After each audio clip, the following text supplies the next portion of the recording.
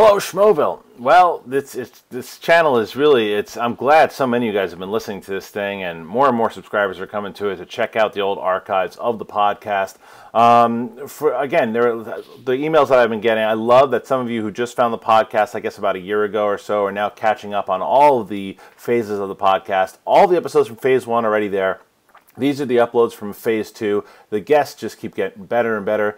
Not only did we have Jeremy Jahns on for the episode 14, he stuck around for episodes 15 and 16 as the co-host. And this episode, we welcomed from the league, our second guest from the league, Steve Rannazzisi, a good friend of ours, came in to not only talk about his time on the league, but we all covered the Rocky movies. We went all over our favorite characters and moments from Rocky. And so if you're a Rocky fan, you're going to love it. If you're a Steve Rannazzisi fan, you're going to enjoy it. And if you're a Jeremy Jahns fan, you should enjoy it. It was a great time. We had a blast. And we really look forward to having Steve back in the studio, which you might have information on pretty soon. We're waiting, so keep checking up on our Facebook page and Twitter, and we'll announce it on YouTube. But more and more information starts coming about Phase 5. We will let you know. But until then, enjoy Phase 2 with both Steve Rannazzisi and Jeremy Jahns. Thanks, guys. Okay, guys, we are back. It is the Schmoes Know podcast. I'm Christian Harloff. Hey, I'm Mark Ellison. It's almost like a franchise at this point. You know, we're dangerously close to becoming a legitimate show. It's pretty crazy. It's gonna be a lot of fun today for a lot of different reasons. Joining us today as co-host, Jeremy Jahns. How are we? What's up, Jeremy? Jeremy's going to be joining us for the next couple podcasts. But another thing that I'm very excited about today is joining us is a good friend of us, a good friend of our show. He is personally in real life. That's what I'm saying. Yeah. Good. So he is one of the stars of FX's show, The League. Steve Rannazzisi. What's up, Steve? Oh, thank you so much. Thank you for having me. That introduction, I thought Rickles was here. You're like, this is a very special moment. I'm like, oh shit, Rickles is coming in. It is. It's amazing. True. I was going to do a couple one-liners, but I want to save everybody the trouble. Okay. All right. So Steve's here today to join us because we're all big Rocky fans. Yes. And now one of the things that you got this movie. We're males, so we pretty much love the franchise. Yeah. Well, people were always asking us if we were going to do a Rocky podcast. The answer is yes. And one of the reasons that we're definitely doing this is because coming up very soon is the new movie Warrior with Tom Hardy and Nick Nolte. And to me, it looks like the first legit MMA movie that's coming out. And people are comparing it to they're saying, oh, people who have seen it have said, oh, this is the next Rocky. So we got to thinking, perfect time to do a Rocky podcast. Does Tom Hardy drink 5 raw eggs in it? Well, we're going to have to find out. Nick Nolte drinks a lot of stuff. I don't know if it's eggs, though. Does he know? Did he know he was being filmed in that movie? No. That's the question. Idea. That's the big question. Tom Hardy's a really good actor, so this could be interesting. You know, he's legit. Yeah, Tom Hardy was he was the villain. I first discovered him as the villain in he's the villain in the new Batman movie. Right, that's the first time you discovered him. Hasn't come out yet? No, I discovered him I discovered him. Right. I discovered this kid in the 30s. He was in Inception, and he was like maybe the most fun part about that movie. He was really good in Inception. Yeah, he was great. And the movie, if you guys haven't seen it, the movie itself is okay, but his performance is incredible as Bronson. Yes. Yeah, I mean that movie. You want to see a great acting performance? That's what you should say. But yeah, Steve's right. He's speaking of acting performances. Steve Rannazzisi from the league. That's right on the program. Speaking of tomfoolery and madness, I know. But before we get into the Rocky movies and fighting, we do want to ask Steve a couple questions as far as right now they're shooting the League season 3. How's it going? Good, very good. We just finished our 3rd week of shooting about 5-6 hours ago. And yeah. Thanks for joining us. 4:30 in the morning. That's what Rocky movies do. They get people. Well, it's adrenaline. So yeah, but it's going well.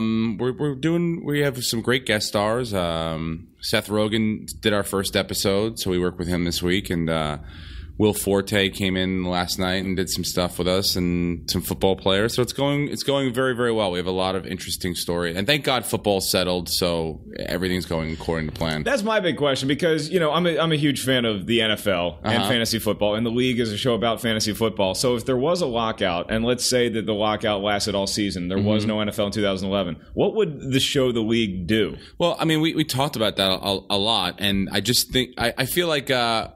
If football just tomorrow disappeared, we would have a show. We would be able to write a really, really funny show without football. That being said, if there was no football or they got locked out for an extended period of time, I really think it would have been fun to kind of examine how these guys are reacting without football. I think it would be a mirror to what America was going through in a probably more heightened and ridiculous way. But football is sort of the backdrop, but the show is really about the relationships with these guys and what they go through and how they shit talk and really don't like each other, but love each other. You can do that based on anything. It doesn't have to be football. Exactly. And actually, if there was a lockout, you'd probably have a lot more availability for NFL players. We would have had Andre would have started a rotisserie NBA league, which also would have gotten locked out. A lot of work into that.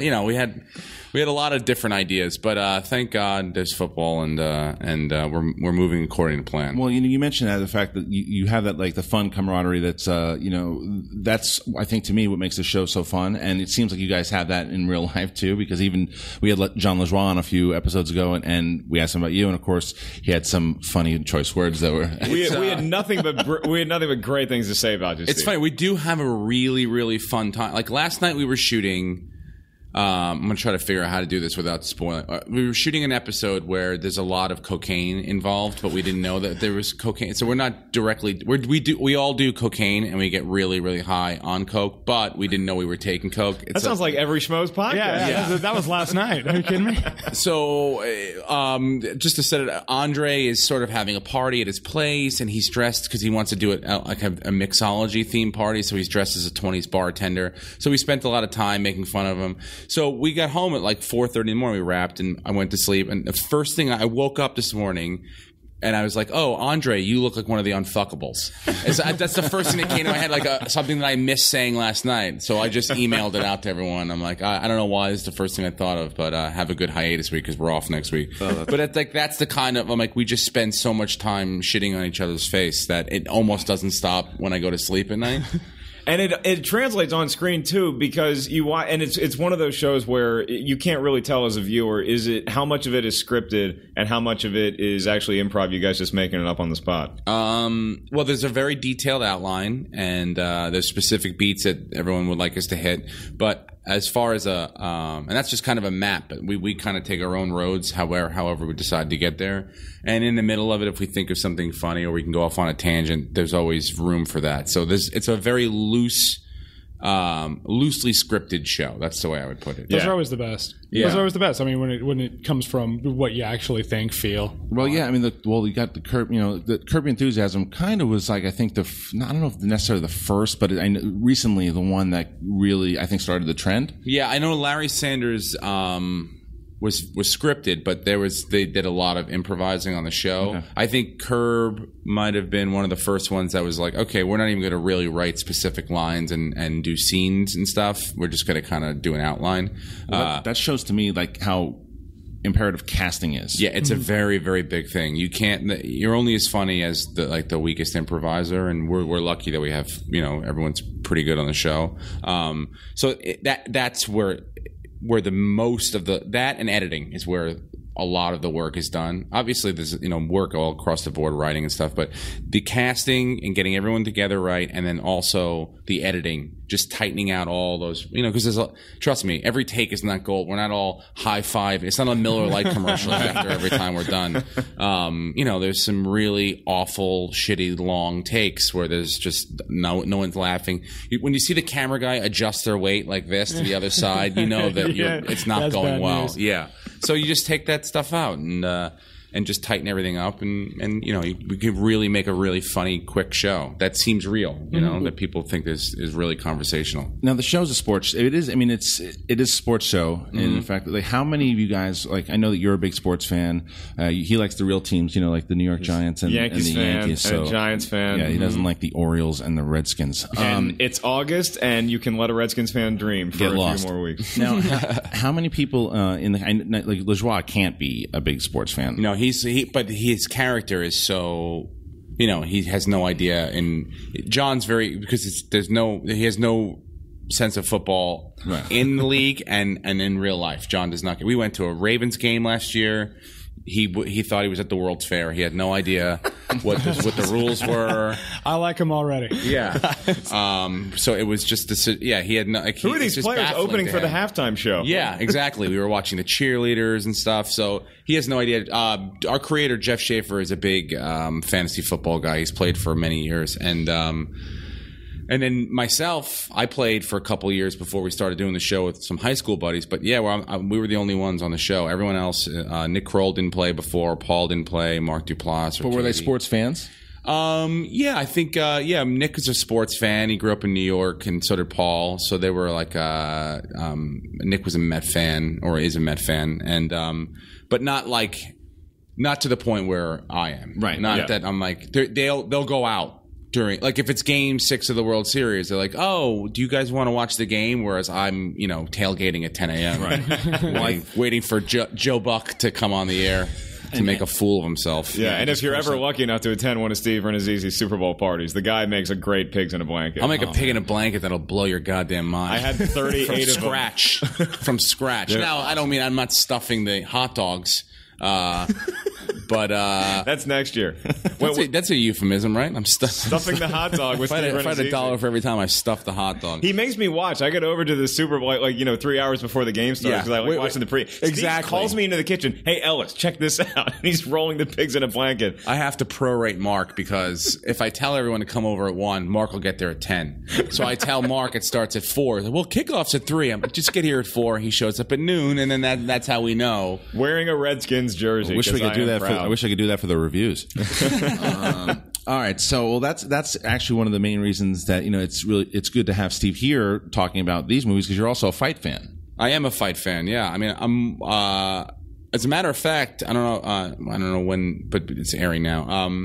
FX just bought most of the UFC rights to the UFC. Yep. So yeah, Fox is going to be airing fights in the fall, that's going to be all over the NFL games. The cross promotion is going to be huge. And FX is going to be doing the Ultimate Fighter is going to be on FX, and I think they're going to do some live fights. So is that going to affect you guys at all? It just could affect us better. I mean, I think that's part of our fan base probably is a UFC. Our UFC people, so we can run ads and stuff like that. Plus, we do this great event in New York it's like FX's Upfronts where we go and we rent a bowling alley and we all bowl and the advertisers come.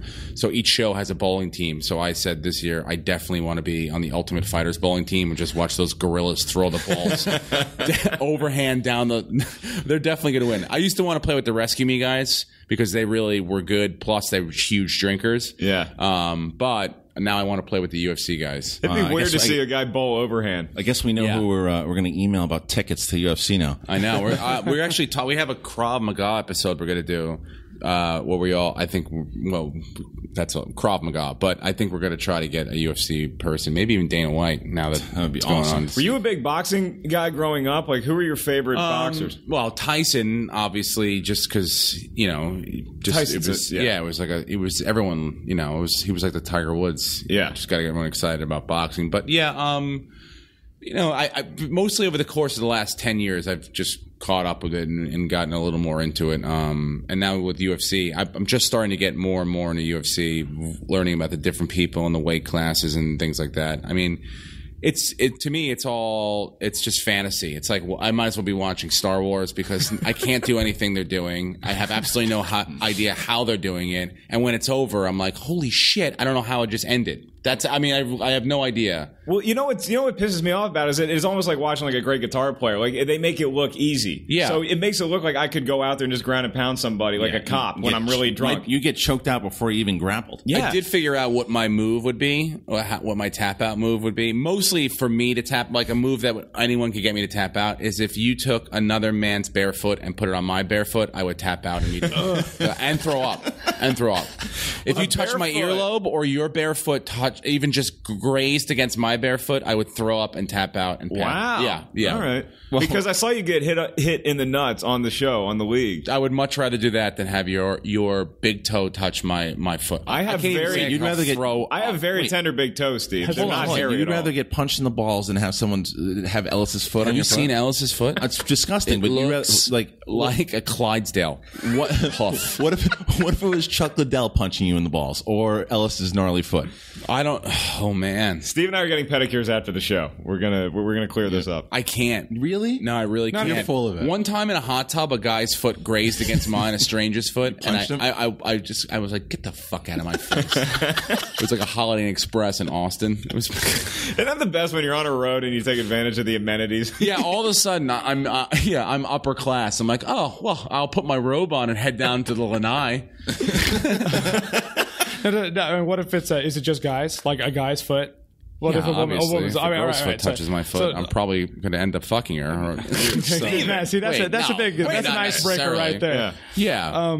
But what about the person? What if it's a famous person you liked and his foot touched your foot? No, don't touch my feet with your foot. Nobody. Tom Hardy, we don't care how good you are. Contact is not good for me. Right. So it's okay. How would you feel if I just walked over and just slightly touched your earlobe? Well, that's the thing. Is that I have really nice, tender earlobes, so women have told me, and I don't mind it at all. Yeah, but you're talking about women and men. I'm talking straight dude on dude hair. If you looked me in the eye like you're doing right now, then I would probably get a little weird. So you'd rather get kicked in the face than you would foot on foot?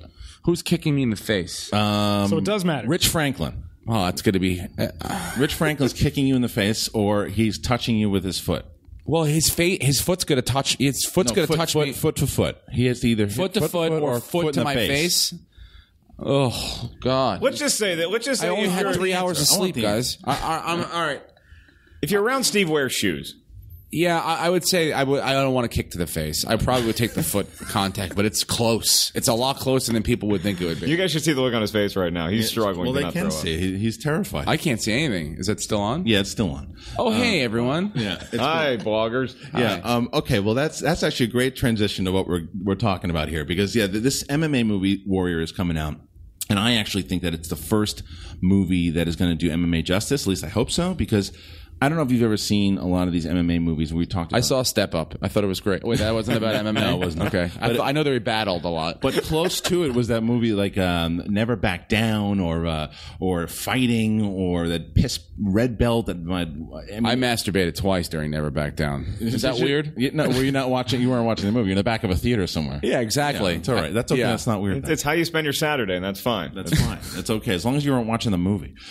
Because every one of these MMA movies that have come out, there's some kind of crime element. There's like there's mobsters involved, or it's underground. It's like fucking Lionheart all over again.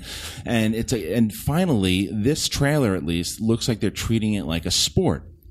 And so when we saw this trailer, like, okay, wait a minute. And even Ellis, who's not a huge MMA fan, was like, this movie looks pretty good. Yeah, it looks cool. It does look like the Rocky of MMA. And, people can say that about anything. They're like, oh, this is the Rocky of mini golf. Yeah. And it's not as good as Rocky, but it looks like a good movie. So, and Christian's very excited about it. But that being said, though, that was the thing that got me thinking about doing the Rocky podcast, is the fact that everyone, it doesn't matter what it's about. It could be about tap dancing. They're like, oh, it's the next Rocky. People say that all the time. There's only one Rocky. There's only one Rocky franchise. Well, actually, there's a lot of Rockies. One Rocky franchise. There's only one Rocky Balboa that's actually in the Hall of Fame, bitches. Yeah, so, that's right. Yeah, so Which now... is ridiculous, by the way. No, it is not. Okay. Well, it's not ridiculous. What did he do? He made Rocky, the character, made boxing more into the public mainstream. If they put sports writers into the NFL Hall of Fame, then they can put a fictional character into the boxing Hall of Fame. And let's face it, boxing ain't in the best shape right now. So you need anything that will, you need somebody to put in the Hall of Fame. Who are you going to put in the Hall of Fame? Is Pernell Whitaker in the Hall of Fame? Now, would you rather watch a Floyd Mayweather fight tomorrow, or would you rather watch Creed versus Balboa right now? I hate Mayweather, so. Yeah, exactly. I can't stand Mayweather. That's what I'm saying. The fight, you'd rather watch that fight. Who cares if it's fictional? It's about boxing in general. Okay. So they didn't say it has to be a real fight to get in the Hall of Fame. It's about what he did for the sport of boxing. Mm-hmm. I agree 100% that Rocky Balboa should be in the Hall of Fame. All right. That's my point. All right. I don't think Steve agrees. Then fine. I'm putting Ray Liotta from Field of Dreams in the Hall of Fame. How's that sound? Why not? That guy brought tears to my eyes. But he played Shoeless Joe Jackson, and he's already in the Hall of Fame, so suck it. No, Shoeless Joe's not. No, you're right. You're right because of the thing. So I'm. No, wouldn't that be a slap in Shoeless Joe? We're going to put the guy who played you in the Hall of Fame, right? Not you.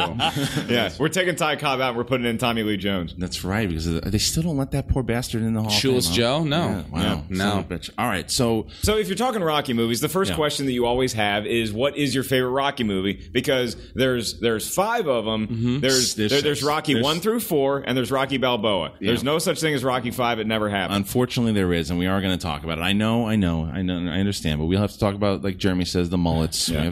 Well, let's just go around the table, and like Jeremy, you start. What's your favorite Rocky movie? Well, you never beat originals and stuff like that. You know, like sequels are good, but you never beat the original. It's the original underdog story. It's the one. Although in Rocky 1, and I haven't seen it since I was like young. Am I totally dipshit wrong? He didn't win. No, he lost. No. Things like that usually piss me off because like somewhere in the year 2000 it became the big thing. I know Rocky was not made in 2000, but I'm just saying where like no one could win anymore, and you know second place was good enough. And usually that I hate it, but in Rocky it worked. It worked. Well, he lost to Creed, but he ended up winning the nerdy girl that works at the pet shop. Yeah, it was the fact that he stepped up and did it. And to be honest, if you watch that, that's Michael Corleone's sister. You watch your goddamn mouth. Talia, I'm so sorry. If you watch that fight again, Balboa won that fight. I'm just saying. Yeah. All right, Steve, your cutting favorite room Rocky floor, man. movie. Cutting room floor. Moment or movie? Your favorite movie. Favorite Rocky movie. I don't know. I'm really a sucker for like movies that pull on the American heartstrings. I know where you're going with this one. So I'm probably gonna have to go 4. Wow. Yeah, a lot of people are 4 fans. It ended the Cold War. Because 4 brought me back. It was a very us versus them, which you can always get behind. On top of that, you had the underdog theme. I mean, you had it against Clubber Lang, but for some reason, you knew he was going to beat Clubber Lang. I had a feeling he was going to beat. I'm like, it looked like he was going to lose against the Russian, or it looked like he was resigned to the fact that win or lose, he was going to defend his friend's honor. So you actually thought there was a chance Rocky was going to lose? I'm like, he's going to defend his friend's honor. And but I thought, you don't know. And then they went to Russia and the whole training thing.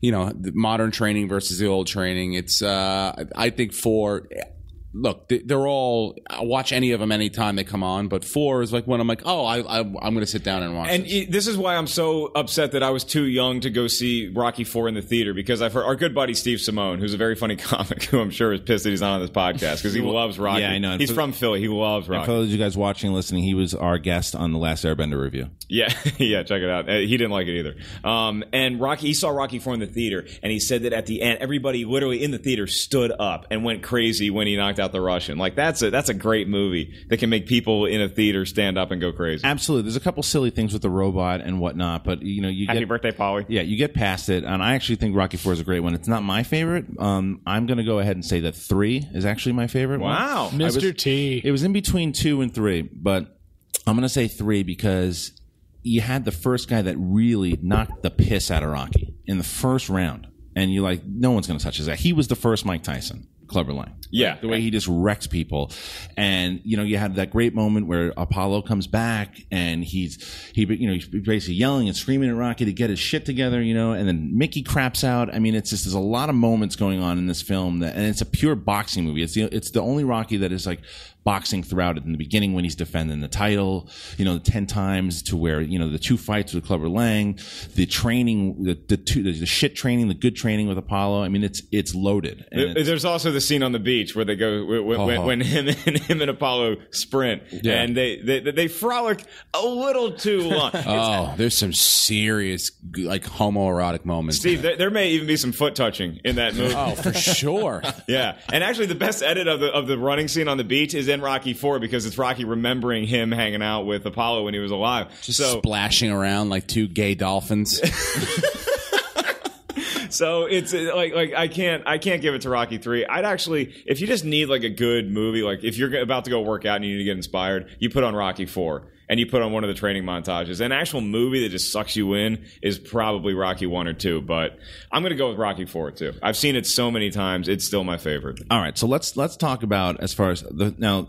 We all have our favorites, and let's talk about the first one as far as... Nobody said Rocky 5, incidentally. Yeah, wow. Seriously. Or 2. I think Tommy Morrison wrote it, and it was his favorite. Yeah. My favorite part is when Tommy Morrison got AIDS in Rocky 5. Wait, did that happen in the movie? No, that was way afterwards. That lunatic still says he doesn't have it?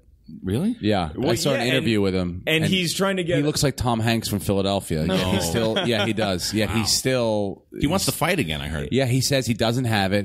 He had this interview was crazy, and they interviewed his girlfriend, and she's like, "I have sex with him all the time without condoms," and they're like, "What are you doing?" She's like, "You have." They show him his result. He's like, "That's all. That's a typo." Is he a religious? Is he a religious wacko? Yeah, I don't know. They didn't really get into religion. I'm sure it's got a part in it, but yeah, he refuses to believe and refuses to admit the fact that he he got a blood test in Nevada and it came back. Like, you can get anything. You can get a license. If I would have never failed my driver's test if I took it in Nevada. You can literally get a license for anything in that state, and so that's where he got it. Then he wanted to box in California, and they're like, we're not going to believe this Nevada thing. Yeah, exactly. I don't know what you have in Vegas, but if you get AIDS in California, you still have it in California. Elvis did the test. The stormtrooper did the finalization. That movie makes me. You can go to the Little White Chapel of drug testing and see if you actually have anything. Do you think though that with the Rocky 5, well, I won't say debacle, but with the Talia Morrison, it was a debacle. Do you think that I was a bit hesitant for the Rocky Balboa movie how they cast another boxer to play But here's the thing, though, with Rocky, a real boxer. I mean, yeah. Well, they were supposed to do that in Rocky 1. They wanted Joe Frazier actually to play Apollo Creed. And he turned it down. Really, but they put him in the movie anyway. They did. They put him in, but he turned it down. And I'm glad that he did. Because have you heard Joe Frazier talk? Even in '77, it still sound like a vacuum cleaner. Yeah, he had his head knocked around a few times. It's horrible. You know when shit gets caught in the thing of the vacuum cleaner, it's like Rocky keeps fighting a dirt devil. But that's the thing, though. Here's as bad as Rocky 5 is. It's horrendous. I mean, it's almost unwatchable. However, if you would have put that final fight in the ring with Rocky and Tommy, it's 100 times better. As opposed to that stupid street fight with trash cans and nonsense. If you gave it that traditional Rocky feel in the ring, it would have helped it out. I'm not saying it would have made it a better movie, but it would have helped it out. You still have to shoot his son in the head, but that's. But as soon as you get into the because Rocky 5 starts out and you're really sucked in because it takes place right at the end of Rocky 4. It's like him is still in the shorts, the America shorts by himself, and then the next thing you see is they're like, "Oh, Rocky, you have brain damage." Which we all could have assumed he had, but don't put that in the movie. This is a fantasy movie about boxing. It's not real life. Don't show me the brain damage and the concussion and all that crap. Just show me him beating up somebody. That's what I'm saying. I think that they could have. I'm telling you, a fight at the end would have been. There was rumors that at one point Stallone was going to kill him, and Stallone knows and admits that it was a pile of shit. So he does. He says it. So, but anyway, that movie. All I know is that if it was put in the ring, the greatest line of all time, "Touch me and I'll sue," wouldn't have been in there. So no, it would not have been better. Well, maybe it would not have been better. Maybe played the black promoter in that 5. George Washington Duke is the name of the character. Oh my! What a sleazeball! Yeah, it's such a cheap Don King impression. Yeah, really. Yeah. And then Rocky Balboa comes out, right? And it came out in 2006, I think. And you're like, are you serious? Rocky's 60 or 65 years old. He's going to go fight Antonio Tarver. I actually really like the movie Rocky Balboa. I did too. I didn't mind it. I think that there's something, again, that Stallone's like a hardcore boxing fan. And the way that the fight is shot, it's very kind of HBO, the way that they shoot it. They even do the stats and everything, which I like that part. But I wish they would have went back to old school, the way that they shot they filmed the fights. Yeah. Because I thought that was always the fun part of Rocky is that you could hit them in the head with like logs and they wouldn't fall, and it's like going back to Rocky 3, the first time Clubber Lang, it's like murder, like that's you'd get arrested if you beat somebody like. Can I ask a question? What you guys think? I don't want to take it. It's sort of on subject. What do you think? Do you think that the fight scenes in Rocky are the best fight scenes in movies about boxing? Raging Bull's not bad. Raging Bull was pretty good, but did you ever see The Boxer with Daniel Day-Lewis? No, I couldn't get through it. Is it great? It's got some pretty good boxing scenes. Does it have any training montages where he goes for a run in Russia? Or what you like to call boner alerts? No, they don't have any of those. There's no beach frolicking in The Boxer. But like The Fighter, I thought was there was okay. There were parts of it that were pretty good. It was that was the more realistic side of boxing, and I think that's what they did in Rocky 6 too. They're going the more realistic thing. But you love like actual boxing matches, but you want to see it more cinematic because that's why boxing's gotten so bad because it's really boring. But the Tarver. Boxers need to watch Rocky. Yeah, just get in there. Get in there. The Tarver and Stallone fight, like that was the things. They were really going at each other, like, and that's what Stallone has gotten his nose broken in those fights, and he's got, him and Carl Weathers went at it, him and Dolph Lundgren went at it. So, but answering your question as far as the best fight, what I think it was the same choreographer was in the movie Gladiator with James Marshall and Cuba Gooding Jr. from 92. That's the movie you see. It's on Cinemax. You're like, oh, sweet, Russell Crowe is on, and then you turn it on. You're like, oh, yeah, it's Gladiator. The other Gladiator. It's a good movie. It's Cuba Gooding Jr. and who? And James Marshall was the guy's name. Only other thing I can really remember him in is like Few Good Men. He was in A Few Good Men. He was one of the Marines that got tried. And it was a boxing movie. Yeah, and Brian Dennehy's in it. It's basically shit. I love Brian. Yeah, it's basically this kid who's he boxed Golden Gloves, but they moved to this shitty neighborhood in Detroit, and he gets mixed up in this underground fighting ring. It's pretty. I remember watching it on tape in like a long time. I rented it, yeah, and just being like, wow, this movie's actually enjoyable. I rented it at a video store when you could go and actually physically pick up a VHS movie and rent it. It was crazy. But really, Williamsburg, Virginia. We were a little slow. Yeah, but the choreography is still the best boxing. Yeah, I'd say Rocky movies. But that actually brings me to something I wanted to talk about. Was what is your favorite fight in all the Rocky movies? That's a good one because, when you watch the Rocky movies, it's not anticlimactic by the time you get to the boxing match, but I'm in it for the training montages. Like, really?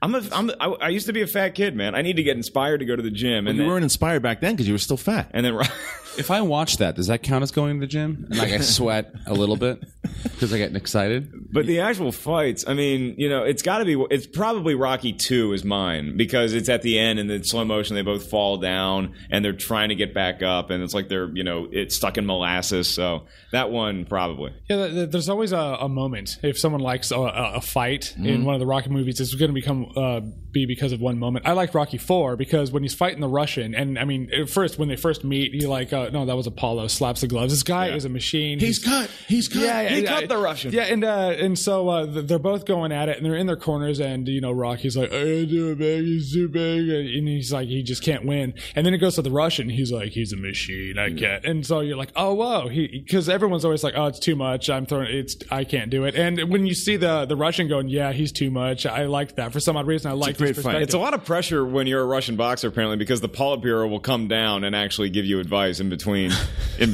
rounds and tell you to knock the guy out. It's like, dude, I love when he beat the shit out of Clubber Lang. Finally, that's my favorite one. Just throwing massive amounts of punches and backing him up. Well, it's the first time you see Rocky as an actual boxer, and he's not just a brawler. He learned, he's fast and he's throwing lefts and rights, and he kicks the shit out of Clubber Lang in that first round. Then he's in trouble in the second when he goes down like 3 or 4 times, and then by the third round, it's so bad. Yeah, exactly. It's so bad. Yeah, nothing. But that's maybe the least believable of all the Rocky fights, though. Is he's literally talking shit to Mr. T in between every punch. That he got in his head. I've never seen a boxer do that. Yeah, have you not watched Floyd Mayweather fights? He'll talk to I've watched Floyd Mayweather fights where he'll talk to Larry Merchant in the middle of it. Yeah. What do you got me, Larry? You got me up by 2 rounds? Really? In the middle of, he's just decimating people. There are people that do that for sure. So Rocky Balboa and Floyd Mayweather. Roy Jones Jr. used to do it too. But that's the thing, though, is he had to get into Clubber's head, and that's what I liked about it, was the fact that Rocky tried in the first fight to go with that, like, brute strength, and he couldn't do anything to Clubber. And then when he mixed it up, got in his head, and ran him down and made him tired, he Buster Douglas his ass. Speaking of Clubber Lang, you're having a good workout when you're doing sit-ups, or you're doing crunches, and at the end you start doing the Clubber Lang twist. He will come up and then he'd twist and he'd work the obliques too. Apparently that's bad for you, but it still feels good to do. Who set up Clubber Lang's gym? Because I don't think that place was up to code where that guy worked out. That dirty mattress. That horrible south side of Chicago, just horrific nightmare. It looked like the dungeon from Saw.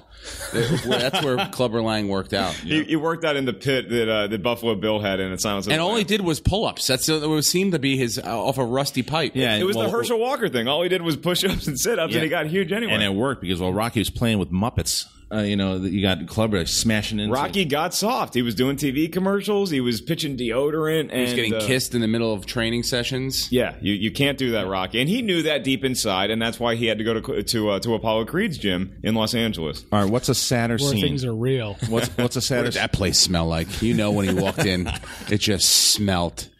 You could see Paulie's face, just ugh. Yeah, they had to go to the beach just to get the scent out of it. Must have smelled like Hiroshima. Just awful. Oh, actually, this is a good question though, because Steve, you've actually been to boxing gyms. Like, you've actually taken like boxing classes, and correct me if I'm wrong. You actually went to the same gym that Pacquiao trains at. When he's in Los Angeles. I work with Pepper Roach, who's Freddie Roach's brother. The Wild Card Gym. On HBO and 24/7, they make it look like, decent, but it's really like, it's a 1,800, 2,000 square foot like box, and it smells like, if right now we just decided, oh God.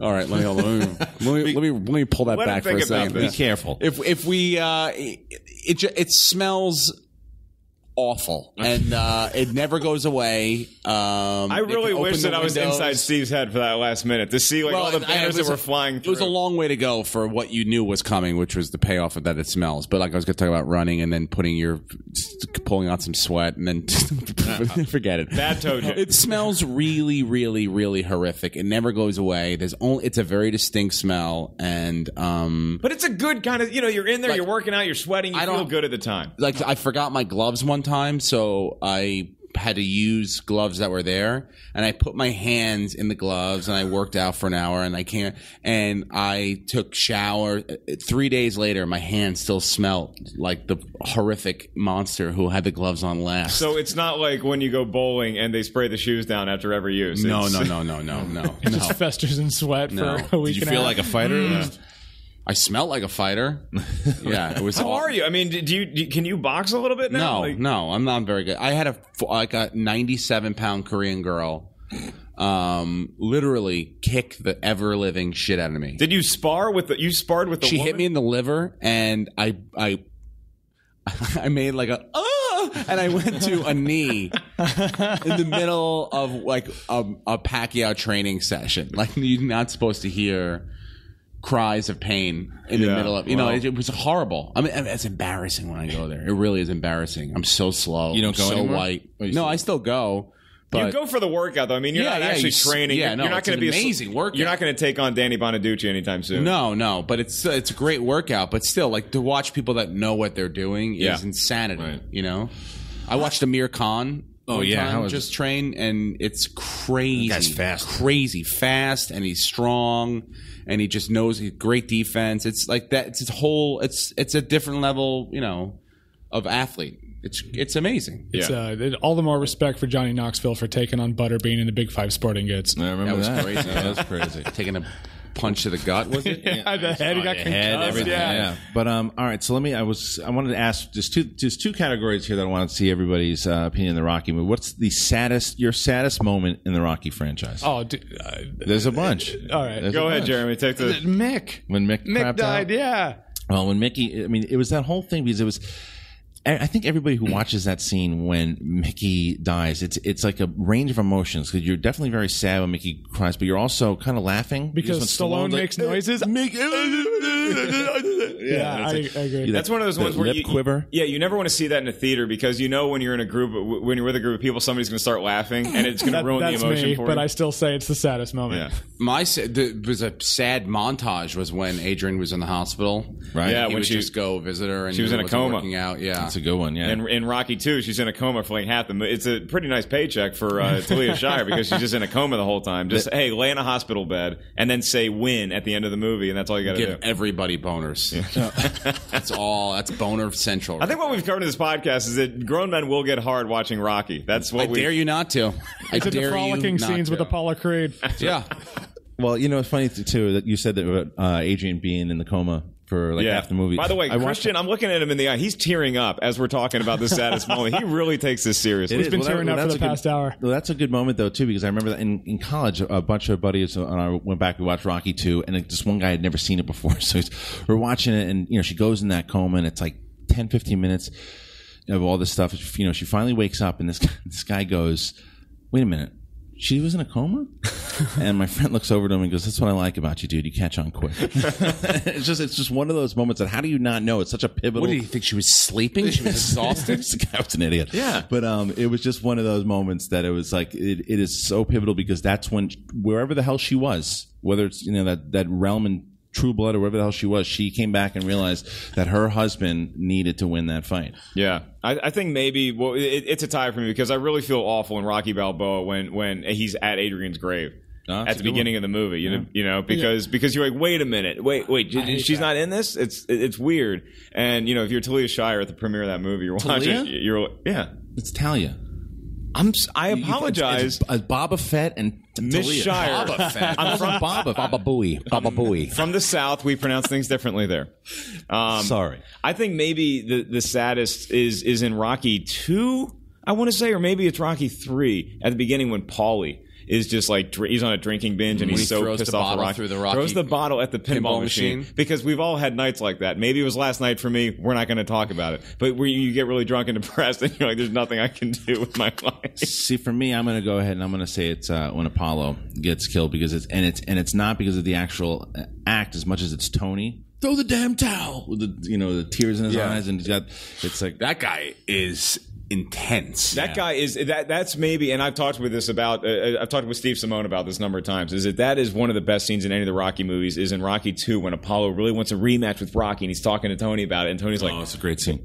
He's all wrong for us, baby. It's so good. I saw you. Were they sponsored by Hugo Boss during that? Number 4? Yeah. In Rocky 4. It was like an ad for them. Yeah, the fight when Apollo gets killed, James Brown opens for him, which is anytime James Brown opens for you, you're a star. That was great. And James Brown does Live in America, and then the fight happens, and Tony's yelling at Rocky to throw the towel because it's Rocky's call whether to stop the fight with Drago. Do we think that Rocky is actually, he could have thrown the towel earlier when you watch the movie. Could he saved him? Should he have thrown the towel Wouldn't have mattered. And saved Apollo Creed? It wouldn't have mattered. No, he was he got hit with everything but the kitchen sink. Well, if he did that and he saved Apollo Creed, Apollo would hate him for it anyway. Yeah, it's the truth. But from his wheelchair. Exactly. Which is actually a bummer because Rocky, Sylvester Stallone and Carl Weathers had a falling out in real life, and I think it's because Carl Weathers wasn't asked, or because he killed him off, or I think Carl Weathers wanted to be in a flashback scene. In number 5, yeah. In number 5, and Stallone didn't want to do it, so now they're not buddies, which is awful. Yeah. Well, 30 years of friendship, one moment. All right, so let's talk about. So you mentioned Tony, who's a great character, who's great trainer. Sans Rocky, who is your favorite Rocky character? Oh, that's good. I'm gonna make Jeremy go first. Your favorite character in any of the Rocky movies? Not Rocky. I mean, because not counting the robot in, I hope Rocky he doesn't 4. take mine. Can I say Mr. T? Go. Of course, perfect. Of course, I know who you're going to say, but I won't. I like villains. Mr. T was one of the best villains, I think. Totally. Between Hulk Hogan and Mr. T, I'll show you a real Rocky man. 3, Thunderlips and Clever Lang. It's pretty sweet. Hey, woman, you want it? You got it. But Apollo's too easy. I think Clever Lang's a good one. Good one. Can I guess yours? Yeah, I'm going to go. easy. I'm going to go ahead and guess that your favorite character is Paulie. Of course, he is probably one of my favorite characters in the history of film. Yeah. He's flawed. He's funny. He really kind of means well deep down inside. He can't get anything right. He screws everything up. You're just a jealous, lazy bum. And Paulie has the first.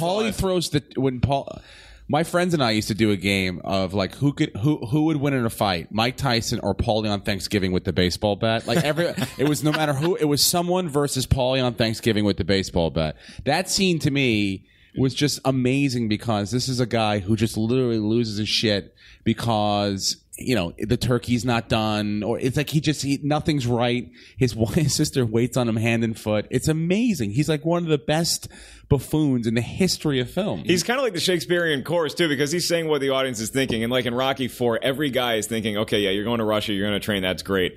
How am I going to watch the Rose Bowl? Like you want to, every time you travel anywhere, you want to know, what am I going to be able to eat this? He falls in the snow. What was the other one? Rocky's running up a mountain. Paulie can't even make it from the driveway. The car. The comedy between them was so great. Like, he's training. Rocky sprays him with the water bottle, pulls him into the pool. He was definitely the comic relief. And so it was kind of sad to see him in Rocky 6, though, because he's old now. He's so old. It was just like... He's still a disaster. Well, Stallone was no spring chicken. No, but Stallone Burt Young hasn't done as much HGH as Stallone has recently. My favorite character, we just talked about him, would be Tony, because Duke, because I think that for again, that scene you mentioned before when he tells Apollo to stay away from Rocky. I've seen you beat that man like I've never seen a man beat before. Good. And the man kept coming after you. Yeah. I mean, like he was the voice of reason for Apollo. He was the voice of reason for Rocky. And he's in it for 2 seconds in 5, and it's probably why the movie sucked shit. And he was in 6, and what's the line that he delivers in 6 that you love? Let's put on some hurting pounds. And that's the thing. He's always that kind of voice of reason. I wish he would have been a bigger role, but that's the guy you want training you. Yeah, and I'm going to go ahead with Duke because I want one more Rocky question really quick. What's your favorite Rocky song? Besides the theme, what's your favorite like Rocky training kind of song? It's the Rocky song? Yeah, it's the Eye of the Tiger. Eye of the Tiger for John. No, not for me. It's the one when he's driving in the car. No easy way out. Yeah. No easy way out. Mine would be Hearts on Fire. That was going to be mine. No, Hearts on Fire by John Cafferty and the Beaver Brown Band, who also were Eddie and the Cruisers. Yeah, so they do On the Dark Side, and they do Hearts on Fire. You can have it. I'll take the Vince DiCola score. I got to say, I thought you were going to take a Frank Stallone song. Oh, that's a good one. Frank Stallone, Take Me Back. Because I'm lazy, I'm skinny, I don't work out, and in high school I just needed like an easy credit, so I took weight training, which isn't. I don't know how I thought that was. I wasn't smart, and but I just wanted to sit there and do nothing. But the Eye of the Tiger, for some odd reason, you're like, I need to work out right now. So who knows? I hit my wife when that song comes on. Every time. Interesting story about Survivor. The band that does that song, the lead singer, is that those Bud Light commercials, the Real American Heroes, or Real Men of Genius. That's the lead singer of Survivor. Really? That's the guy who belts out Eye of the Tiger. You're so lonely. And that is. I was going to say, how do you know that? Jesus, man. Now, I have a lot of free time. Now, here's one last question before we get to the Blog TV questions. Get ready, viewers. Yes, and when we're going to ask some questions, guys, about Rocky movies and that type of stuff. But before it doesn't have to be about Rocky. It can also be about his favorite movie, Gladiator. Now, before we do that, with James Marshall, would you guys be up for another Rocky movie if they announced it? And I don't mean necessarily him fighting. If there was a new fighter that he was training, like, and they wanted to kind of give a mulligan on the Rocky 5, would you be up for it? Yeah, but I mean, Rocky 5 was so bad when he trained somebody else, and it just went so awfully wrong. I'd be up for it because I love Stallone. I love seeing him in anything. I'd be up for another Rambo. I'd be up for another Rocky. I'd be up for another Stop or My Mom Will Shoot. Yeah, see, I would say no to a Rocky 7, but I would be totally okay with the Rambo 6. Let's get the Expendables 2 made first. Rambo 5. Excuse me. Are we all allowed to read the script before it starts shooting? Can we vote on it? As we have final a referendum. Cut, No. Oh, you do? All right. Yeah. Yeah. Okay. Yeah. You can read the script. Before he shoots it, he sends it on the internet, and we vote yay or nay. Yeah. And then go from there. Yeah. Yeah. Okay. I think it's safe to say Rocky 7 isn't going to be like The League, where they give you a loose outline, let Stallone improv. No, we need to know every line that's going to happen. What about a Paulie movie? Would you see a Paulie movie? I would watch a Paulie movie right now. A young Paulie movie? Yeah. Even without Burt Young? Oh, I thought you were talking about Pauly Shore. Oh, no, yeah, of course I'd watch. Pauly Shore would love to see a Pauly Shore movie. Yeah, true. I think one day our goal in this Schmoes podcast should be get Burt Young, who plays Pauly, on the podcast. That'd be great. I would love that. Steve, Burt can you Young. make that happen? Can you make well, the only connection is that I'm thinking of our friend Eleanor Kerrigan. Yeah, is good friends with Steve Sciarippa from Sopranos, and Burt Young played Steve Sciarippa's dad on The Sopranos. So you never know. Guys, we're so close. The Schmoes, we're like friends of a friend of everybody. 6 degrees of Pauly. Yeah, that'd be amazing. A Pauly podcast? Are you kidding me? Forget it. Jeremy, you be up for another Rocky? No, for another Rocky, just because I hate it when things go on too long. I hate it when they burn out. And I think the point of making the last Rocky movie was to negate the one before it. Yeah. And so if they make another one, it could suck ass. And if it does, it would just totally blow the reason for the Rocky 5. He kind of went out on top again with Rocky Balboa. Well, even though he lost in 6, was everybody okay with him losing again like he did in the first one? Because that would be unrealistic as hell if he won. Right. Well, they shot an ending where he did. That's why they didn't use it. Yeah. And that's why with Rocky 7, they're going to come to us first to make sure that we like the ending. Rocky 7 should just be the 50 cal scene from the new Rambo, and that should be that. Here's a question: would you hypothetically they came to the two of you and they were like, we're going to pay you to write Rocky 7? No. I wouldn't want to touch that. Dude, I would never want to be involved. Christian, How much? do not answer these questions this quickly, all right? I would never want to be involved because, again, I worked for the WWE for a little while, too, and it killed my love for wrestling. Uh-huh. I would never want to be involved in one of my passion things that Christian I love. found out wrestling wasn't real during his time. That's what I'm saying. They hired him as a scriptwriter. He's like, wait, what do we need a script for? It's unbelievable. Do you know about Santa Claus yet? Or? I knew you were going to bring that up, you son of a bitch. But the thing is, too, I wouldn't want to be involved in it because you see all the inner workings. I just want to believe that it's fantasy. I don't want to believe that it's actually not, that Rocky Balboa is not real. Separation of reality. Yeah, Okay, just for me, the next time a major Hollywood player asks you if you want to write the script for Rocky 7, can we at least talk about it before you answer? No. Like $2 million, you wouldn't do it? Yes. No, I wouldn't. you would. No, I wouldn't. I wouldn't. I don't want. Bullshit. I don't want to do it. All right, so we're gonna get to the questions now, the Block TV questions. We want to hear you guys on our great technical Rocky. advisor, Katie. Is, Whoa, look at this. Yeah, this is really high tech. All right, here we go. And I'm completely cut out of the shot. Again. I am not in the Block TV at all. What's your questions? We have a question for Steve about Rocky. We have Wedge 32. Who do you think is the best possible person to direct a new Rocky film? The fighter probably wouldn't be bad. Yeah, David Russell. Yeah, Russell. Yeah, I think he'd be okay. But the thing is, I think once those guys do that type of thing, they don't want to go back to it unless it's a sequel. Like we were talking about, actually, the fighter was.